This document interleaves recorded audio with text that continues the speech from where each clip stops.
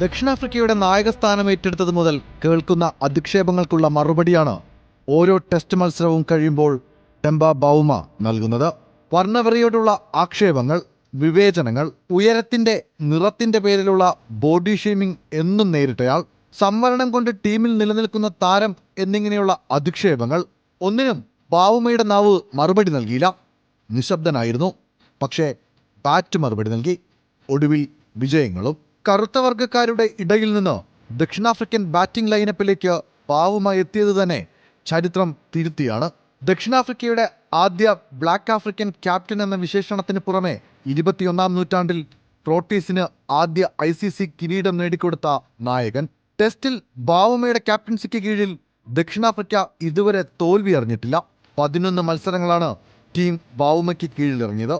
11-ൽ 10 മത്സരങ്ങളും വിജയിച്ചപ്പോൾ ഒരു മത്സരം സമനിലയിലായി. ഒപ്പം ഒരു ICC കിരീടവും. എന്നും വംശവെറിയുടെ നാണക്കേട് നിഴലിച്ചിരുന്ന ദക്ഷിണാഫ്രിക്കൻ ടീമിന് പുത്തൻ വെളിച്ചം നൽകുകയാണ് ടെമ്പ. ഇന്ത്യക്കെതിരെ ദക്ഷിണാഫ്രിക്ക വിജയിച്ചപ്പോൾ പരാജയ പരമ്പരയ്ക്ക് കൂടിയാണ് ടെമ്പ ബൗമ അറുതി വരുത്തിയത്. ഇന്ത്യൻ മണ്ണിൽ ദക്ഷിണാഫ്രിക്കയുടെ ടെസ്റ്റ് ജയം 15 വർഷത്തിനു ശേഷം. ഇനി ഗുവാഹത്തിയിൽ ഒരു സമനില കൂടി സ്വന്തമാക്കിയാൽ 21-ാം നൂറ്റാണ്ടിൽ ഇന്ത്യയിൽ ടെസ്റ്റ് പരമ്പര നേടുന്ന ദക്ഷിണാഫ്രിക്കൻ നായകനുമാകാം ടെമ്പ ബൗമയ്ക്ക്. അധിക്ഷേപങ്ങൾക്കും അവഗണനയ്ക്കും ഇങ്ങനെയല്ലാതെ എങ്ങനെ മറുപടി നൽകും?